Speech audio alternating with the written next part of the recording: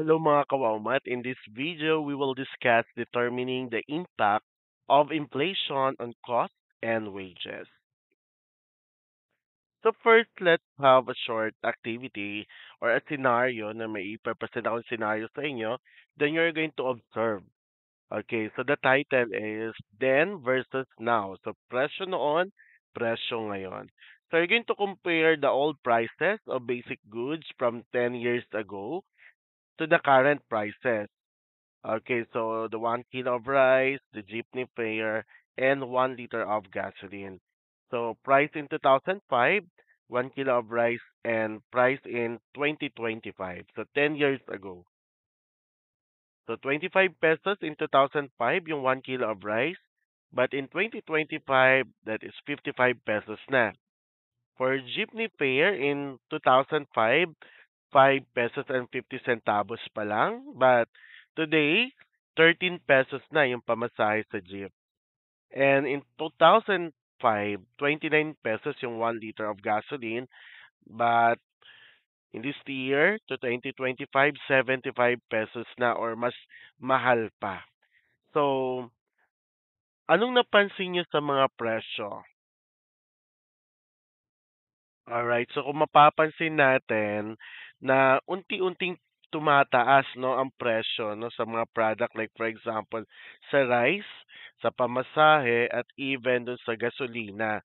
So ito yung bahagyang pagtaas ng mga product and service tinatawag nating inflation. So paano nga ba tayo naapektuhan no yung mga pang-araw-araw nating gastusin o yung kinikita natin at sinisweldo nitong inflation na tinatawag. Okay, first, what is inflation?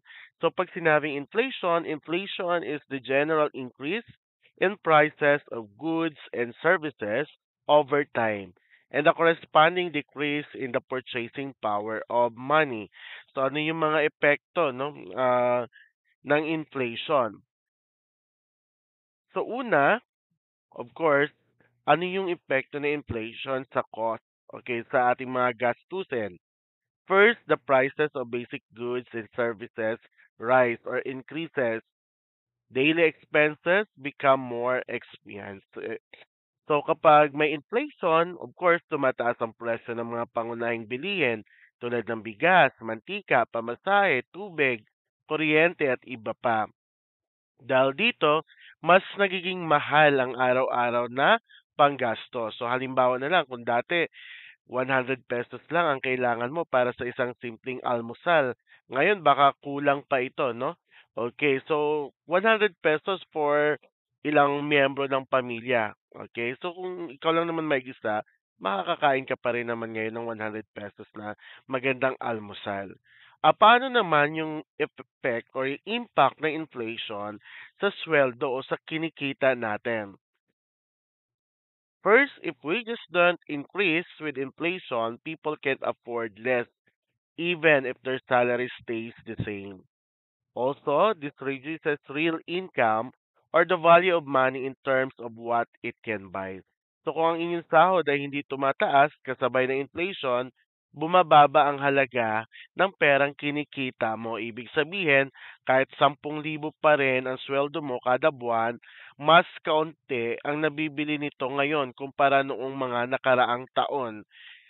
Ang tawag dito ay yan, yung nakalagay diyan, no, yung pagbaba ng real income o ang tunay na halaga ng pera batay sa kanya nitong bilhin.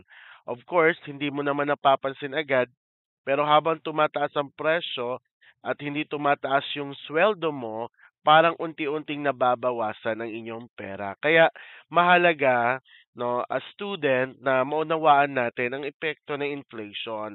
So dahil hindi lang to ang mga magulang nyo ang dapat nakakaalam, you as student, that in the future, okay, magtatrabaho kayo, magkakapamilya, so kailangan malaman nyo to para matutunan nating mag-budget ng mas maayos at mapaghandaan ang ating mga pangangailangan. So how is percentage increase decrease calculated? So for increase, so we will use this formula, the new value minus the original value divided by the original value multiplied to 100. For decrease, the original value minus the new value divided by the original value times 100. So kapag percentage increase, so nangyayari yan kapag ang price, cost, or values goes up. Ibig sabihin positive, no? Pero kapag ang percentage decrease happens when the price, cost, or values goes down. So negative yung result. So dito sa percentage increase, pwede rin naman ang gawin mo, kunin mo muna yung difference nung original and new value. Okay, so divided by dun sa new, multiply it by 100. Or dito, same lang din sa formula. Okay, so for example, in 2010, a loaf of bread cost 30 pesos, but in 2025, it costs 60 pesos. So what is the percentage increase in the price? So first, okay, yung increase is 30 pesos. No? Mula sa 30 pesos, naging 60. So tinatanong yung percentage increase using the formula, yung formula kanina. So ito ngayon yung new value. Ito yung bagong price. At ito yung old. So new minus old divided by the old. So 30, 60 minus 30 is 30. 30 divide 30, multiply it by 100. The answer is 100%. So, ibig sabihin, the price increased by 100% over 15 years. Okay, sobrang layo na, no? Kasi 15 years, no? 30 pesos lang. Of course, malaki na, no? Ang difference. I think ngayon, kapag bumili ka sa mga convenience store, nasa 80 to 90 pesos na yung ibang bread. So, ito, medyong mababa-baba pa itong 60 pesos. Another example, Carlos earns 15 pesos per month, 15,000 pesos per month since 2020.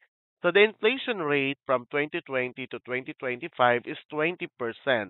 So how much should be he earning in 2025 to keep up with inflation? So paano natin gagawin yan? First, so, we will use this formula. So, paano natin makuha yung adjusted salary na dapat ito yung, kumbaga, dinidemand natin no, sa employer natin na kapag yung rate of inflation ay mas mataas pa dun sa rate ng sweldo natin, ibig sabihin, hindi makakasabay yung kinikita mo dun sa mga patuloy na pagtaas ng mga presyo ng bilihin. So, kailangan makasabay yung salary mo. So, paano natin makukompute? So, the current salary times 1 plus inflation rate. So, what are the given? So, the current salary ni Carlos is 15,000 pesos. And the inflation rate is 20%. So if we convert 20% in decimal, that is 0.20 or 0.2. So by using the formula, the current salary is 15,000. Multiply it by 1 plus 0.2 or 1.2. That is equal to 15,000 times 1.2. The answer is 18,000. So dapat, kung nung 2020, 15,000 yung sweldo niya, dapat in 2025, ang sweldo na dapat ni Carlos ay 18,000 to have the same buying power in 2025 para makasunod pa rin, no? Or makapantay siya doon sa mga bilihin. Okay? Makabili pa rin siya ng mga nabibili niya before. Next, a worker's salary increased from 12,000 to 14,000, but inflation increases or rose by 20%. Did the real income increase or decrease? Okay, tingnan natin. So step 1 will compute the salary increase in percent. So ang nag-increase yung salary niya by 16.67% but to compare the salary increase and the sa inflation rate, so makikita natin na mas mababa yung salary increase dun sa inflation rate or mataas ang inflation rate kesa dun sa salary increase niya. So ano ibig sabihin nun? Kasi kung makikita natin, no, 20% ang inflation rate samantalang yung salary increase 16.67. Ibig sabihin, the real income decreased because the salary increase is lower than the inflation rate. So, ibig sabihin dapat laging mas mataas yung rate ng salary increase kesa dun sa inflation rate. Okay. So, ibig sabihin yan, konti lang, no? Masyadong konti lang yung tinaas sa sweldo mo. Okay. Samantalang itong inflation rate, mataas yung inflation rate na dapat mas mataas. So, kung gusto mo makita kung magkano yung adjusted salary dapat, so balikan mo lang yung example number 2, how to compute the adjusted salary. All right. So after the example number 3, practice the exercises na tayo. I'll give you 5 questions, multiple choice type of questions. At the end of the slide, i-reveal ko yung answer key. So I'll give you 20 seconds or 15 seconds lang. Okay, for question number 1, so what does inflation mean? A, decrease in prices. B, increase in salaries. C, increase in prices. D, freezing of wages.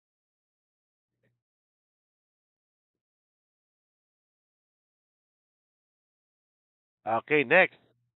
Number 2. If the price of rice goes from 40 pesos to 50 pesos, what is the percentage increase? Okay, so A, 10%, B, 20%, C, 25%, D, 30%.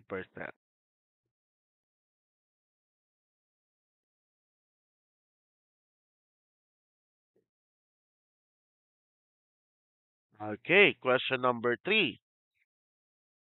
And inflation increases, but your salary stays the same. What happened to your buying power? A increases, B stays the same, C decreases, D doubles.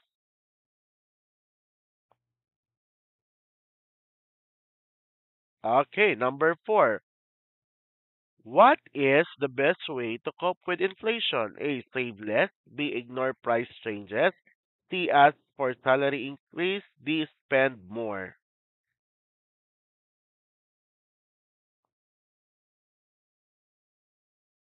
Okay, last question. A 500 pesos item increased to 600 pesos. What is the percentage increase? A 10%, B 20%, C 25%, D 50%.